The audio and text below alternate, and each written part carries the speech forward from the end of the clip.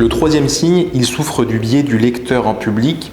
Ils font de la lecture en public ou apprennent leur texte par cœur. Ils se sont constitués une prison, un très beau support. Bon, vous voyez, le problème que j'observe assez souvent aussi, c'est ces orateurs qui lisent en public. Ils ne font pas de la prise de parole en public, ils font de la lecture en public à haute voix.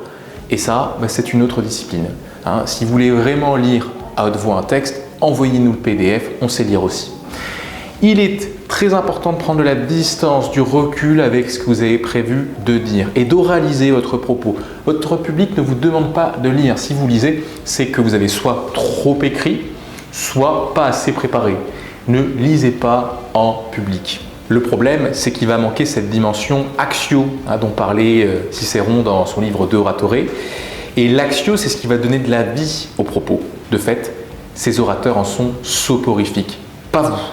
Vous n'êtes pas soporifique, vous ne tombez pas dans ce troisième biais qui est celui de la lecture en public. Et attention, je viendrai vous écouter et si je vois que ça vous touche, évidemment que je vous administrerai l'antidote, ce qu'il faut pour que vous ne subissiez plus ce problème de lecture en public. Allez, à demain pour le prochain biais qui là aussi est assez gênant.